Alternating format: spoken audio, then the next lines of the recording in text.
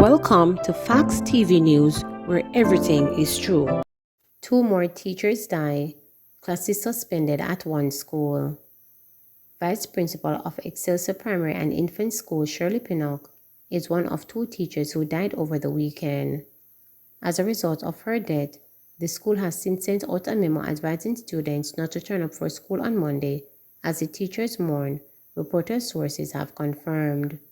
The other teacher is Dolores McFarlane, who taught at the Discovery Ball All-Age and Infant School. She reportedly died on Saturday. The cause of death of Pinnock, who died early Sunday, could not be ascertained up to press time, but it is understood that she had been ill for some time. It was also learned that McFarlane had been battling brain cancer. Condolences have been posted on social media for the family of the veteran teachers. Over recent weeks, several teachers have passed away locally. In fact, 7 teachers died in the week running from May 11 to May 18. Efforts to speak with the president of the Jamaica Teachers Association, Winston Simmet, have so far proven futile. Police charge Manchester man who threatened another with gun knife. A man who used a gun and a knife to threaten a man in his community in 2 separate incidents have been charged with assault at common law and illegal possession of firearm. Charge is 31-year-old Kemar Street, otherwise called Indian, of Greenville, Manchester. Reports are that on Wednesday, June 1, about 6 a.m., the complainant drove to a shop in the community and was about to exit his vehicle when it is alleged that Street pulled a firearm and pointed in his direction and threatened him.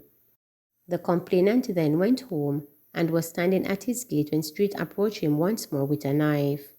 The police said the man was assisted by a member of the community and went to the police station to make a report.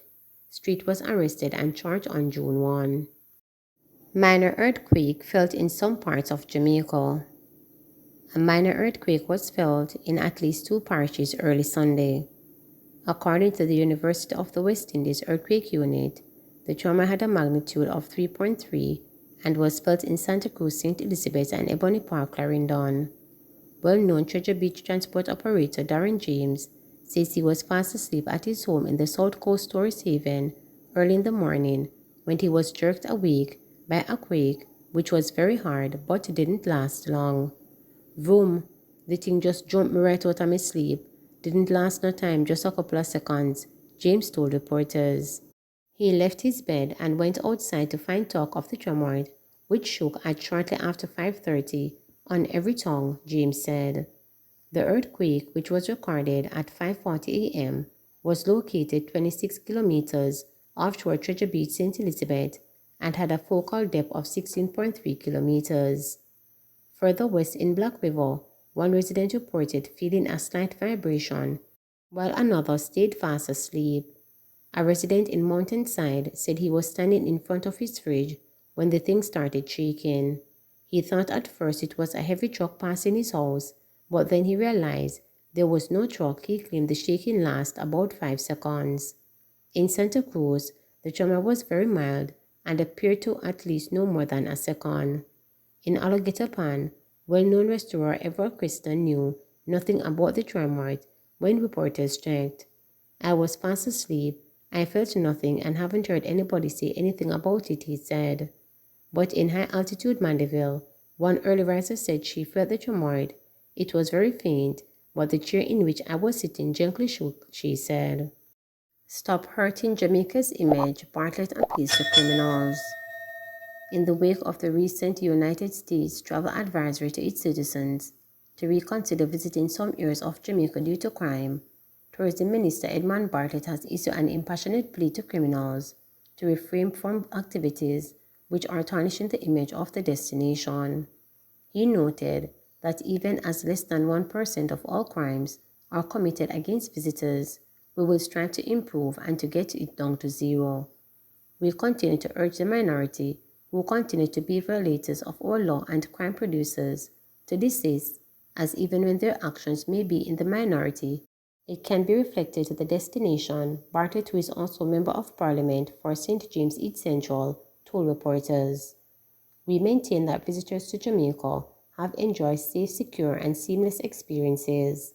Indeed, 42% of all the visitors to Jamaica are repeat visitors, and 82% of all the visitors to Jamaica are from the United States of America, Bartlett commented. He was speaking to reporters following a housing agency of Jamaica ceremony to present letters of possession to some of the 535 householders who have completed payment for their lots in the Grange Bend community on Friday.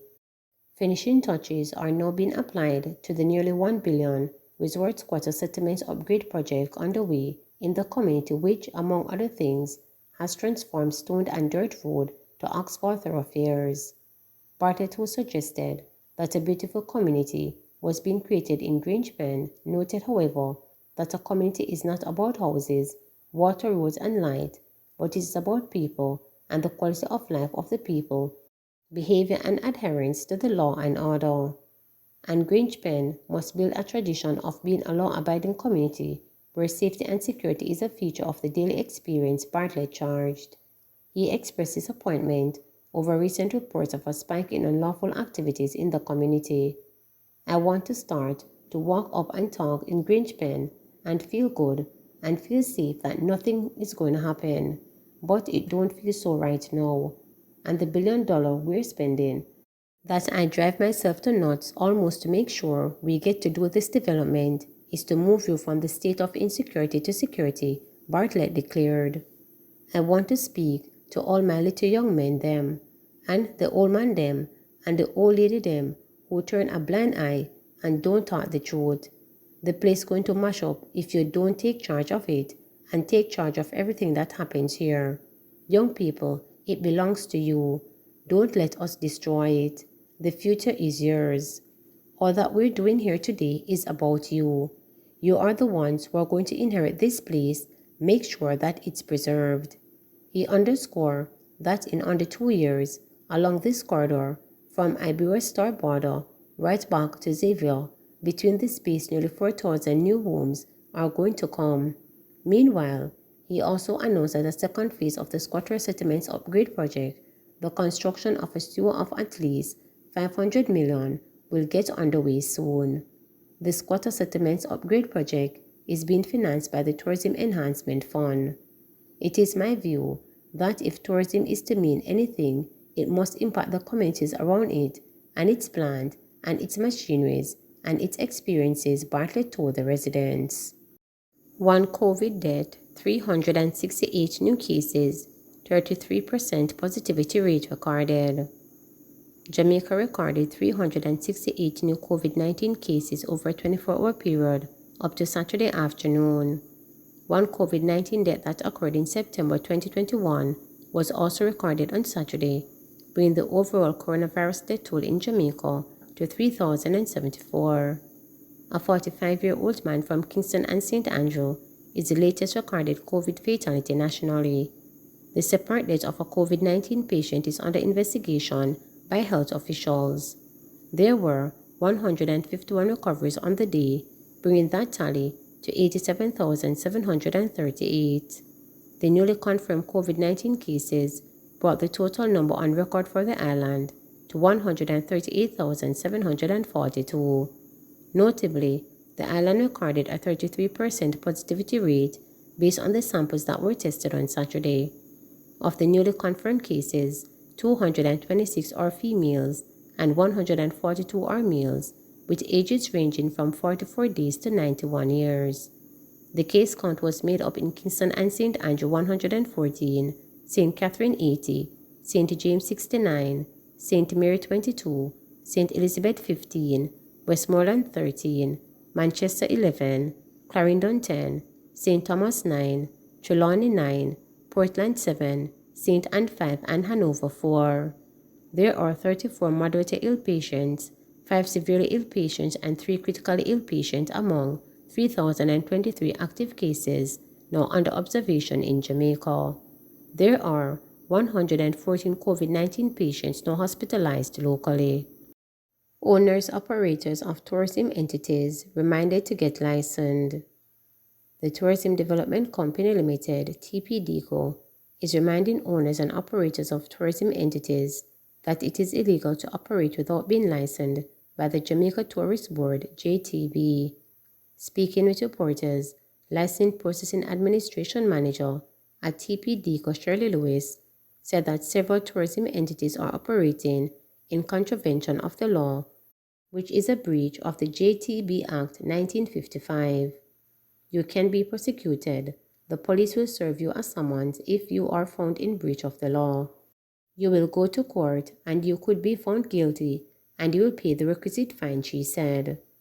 Under the JTB Act, persons are required, once they are operating a tourism entity, for example a hotel, villa, guest house, water sports and attraction, if you are a contract carriage operator or a craft trader in one of the designated markets, then you're required to have a JTB license, she explained. To improve compliance, Lewis said the TPD is hosting a series of registration drive dubs, Bring Your Application Day, at resort areas island-wide to facilitate on-the-spot licensing of tourism businesses. The second in the series of events was held at the Montego Bay Conventional Center in Rose Hall, St. James on Thursday, June 2nd, where scores of tourism entrepreneurs turned out to register their businesses, as well as seek information about the licensing process. Another objective was to link them with the agencies that will be required to get a permit or certificate form, Lewis said. These include the municipal corporations, the fire department, the public health authorities, insurance brokers, the National Environmental Planning Agency, the Jamaica Constabulary Force, and the Maritime Authority of Jamaica. She said individuals were also able to sign up for the Tourism Workers Pension Scheme, which covers all workers in the sector ages 18 to 59 years, whether permanent, contract, or self-employed. The next staging of the TPD registration drives will be held on June 14 at the Ryan Hotel in Negril, Westmoreland, then move to the Terra Nova Hotel in Kingston on June 24. This will be followed by a staging of Bride's Treasure Beach in St. Elizabeth on July 12. Just last week it was reported that Jamaica Zoo Attractions Limited did not have a TPD license to operate as an attraction after the entity came on the spotlight when an employee has his finger bitten off by a lion after taunting the animal, an incident which went viral on social media. The zoo has since been ordered closed due to several breaches of the environmental permit. Please remember to subscribe, like, share, and click the notification bell for daily updates.